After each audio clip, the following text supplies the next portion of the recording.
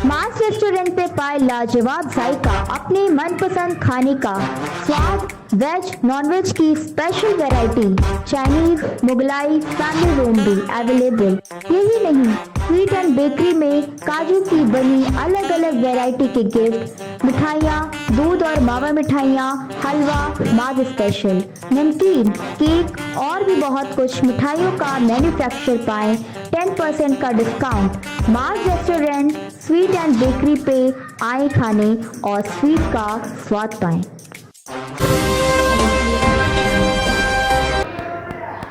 वसीम रिजवी की मां की चूक, पैसे की इतनी भूख और बड़े बड़े नेताओं की चाट रहा है थूक।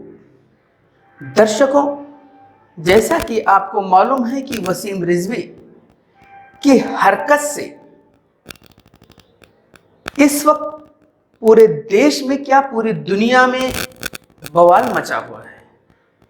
ये वसीम रिजवी वही है जिसने अभी सुप्रीम कोर्ट में एक याचिका दायर की है और उस याचिका में इस बात को दर्शाया है कि कुरान शरीफ में 26 आयतें ऐसी हैं जो आतंकवाद को बढ़ावा देती हैं और उन आयतों को कुरान से हटाया या रिमूव किया जाए।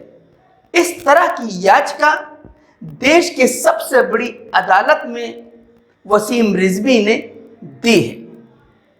अल्लाह की आसमानी किताब जो अल्लाह ने उतारी है उस पर जो है टिप्पणी करने वाला इस मलून ने सुप्रीम कोर्ट में याचिका दायर की है।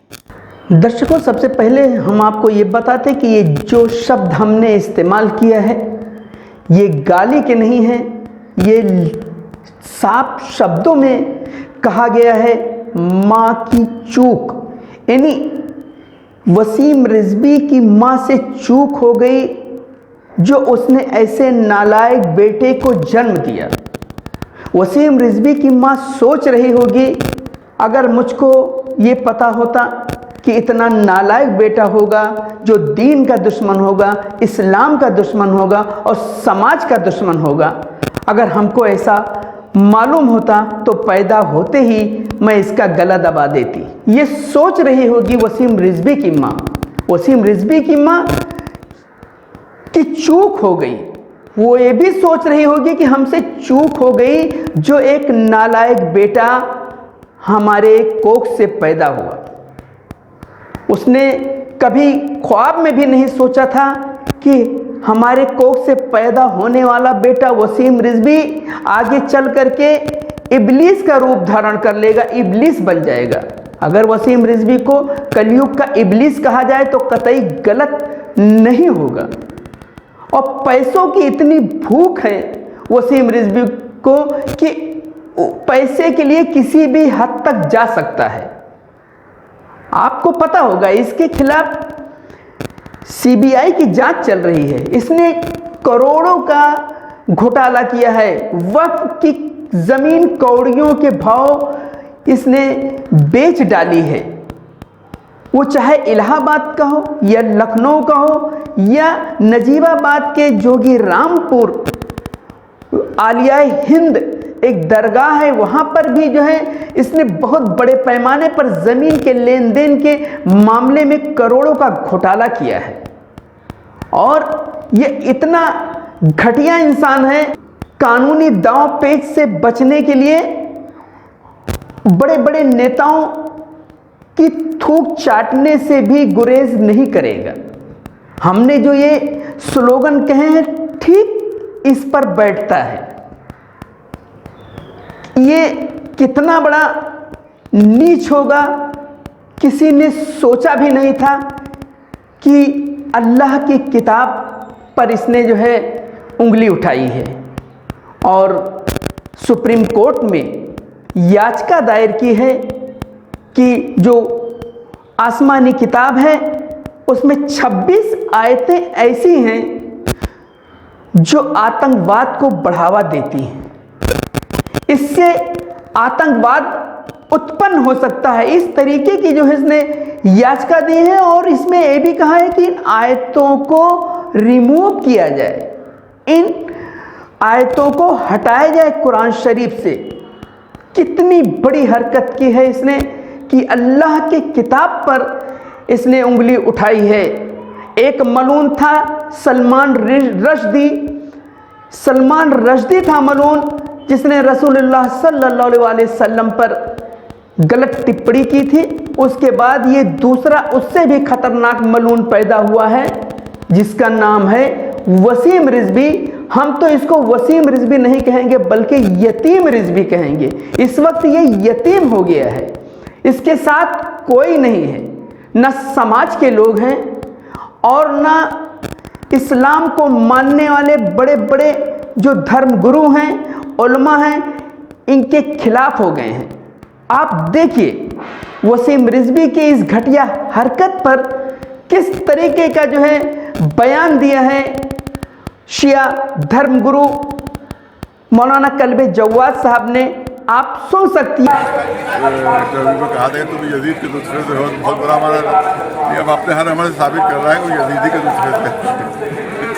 ये जितने अमल है जो यजीद कर चुका है और सब वो करेगा। अगर इमाम हुसैन के ज़माने में होते तो कातिल इमाम हुसैन यही होता। जो आयतों के ऊपर उसने टिप्पणी की है उसके बारे में आपका क्या कहना है? खुद भी नहीं जानता, उसने खुद भी नहीं पढ़ी होंगी वो आयतें। जी वो आयतें खुद भी नहीं पढ़ी होंगी। जो एक है महिला ध्वज, कोई दो चार है, कोई विदेश है, कोई दो चार उसे पढ़ा देते हैं, वही पढ़ा देता है, उन्हें उसको खुद भी नहीं। क्या कार्रवाई करेंगे आपकी तरफ से, क्या होगा इसका, क्या कहना चाहते हैं? तो पहले उसको शिया से खारिज कर चुके हैं। अब बड़े जो उलमा हमारे ईरान इराक के हैं उससे मंगवाएंगे कि शिया से खारिज करके इसको पूरा टोटल बाइकाट करना चाहिए। आपकी तरफ से कोई पूजा करे वहाँ झाड़ू वाड़ू से। आपकी तरफ से कोई तहरीर वगैरह भी दी जाएगी कहीं चौकी थाने पर? तहरीर वगैरह भी दी जाएगी चौकी थाने पर कहीं वसीम रिजवी के खिलाफ? थाने पर जो है आप देखेंगे, सब मिलकर बात करते हैं, वकीलों से बात कर सकते हैं कि क्या होता है, क्योंकि इससे पूरे हिंदुस्तान में फसाद फैलाना चाहता है, खून खराबा करना चाहता है पूरे हिंदुस्तान में। और यही जो पार्टियाँ इसका साथ दे रही वो भी यही चाहती हैं।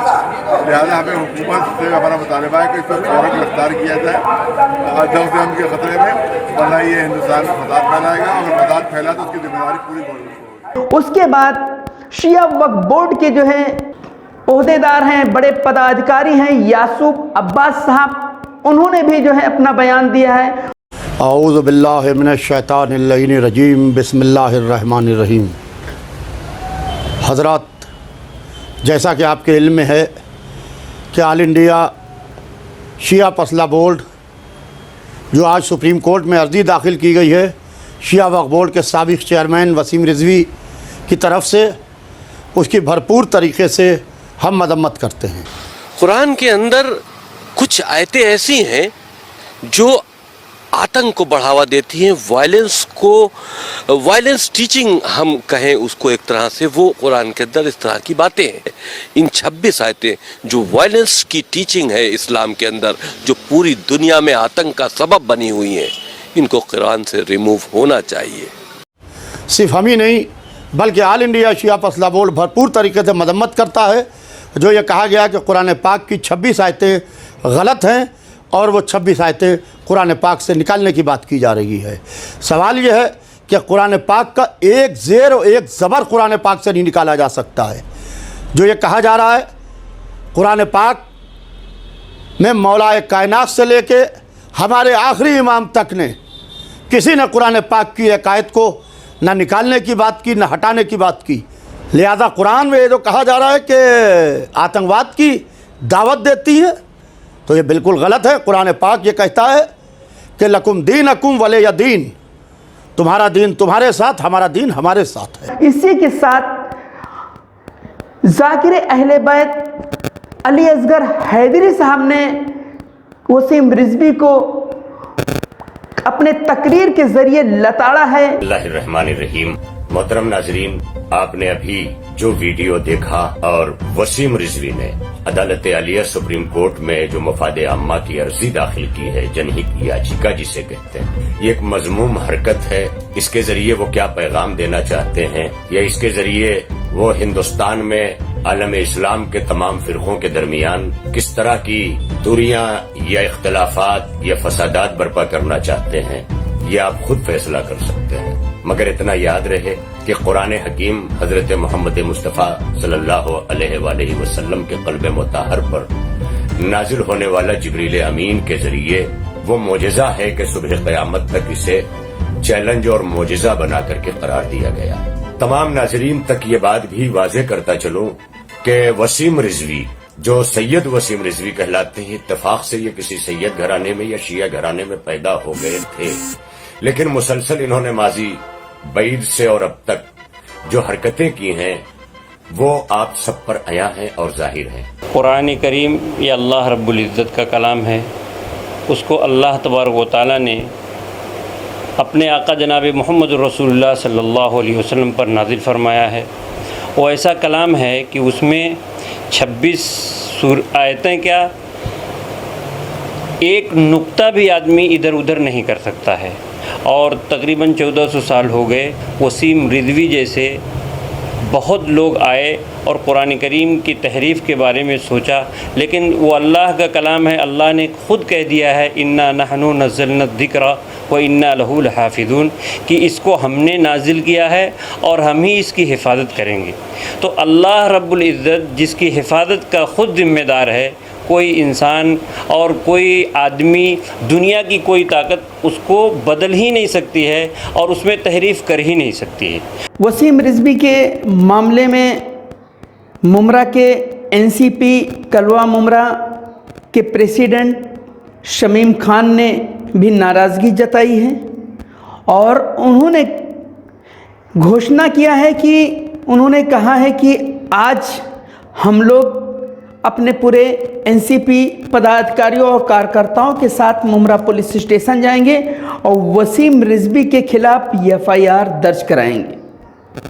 आज शाम को मुमरा पुलिस स्टेशन जाने वाले हैं शमीम खान अपने साथियों के साथ, अपने कार्यकर्ताओं पदाधिकारियों के साथ, खास करके इनके साथ में विरोधी पक्ष नेता शानू पठान भी रहेंगे और दूसरे पदाधिकारी भी रहेंगे और मुमरा पुलिस स्टेशन जा कर के जो वसीम रिजवी है उसके खिलाफ एफआईआर दर्ज कराने के साथ साथ विरोध प्रदर्शन भी करेंगे। मैं सुल्तान रिजवी और आप देख रहे हैं डीडीएच टीवी न्यूज़।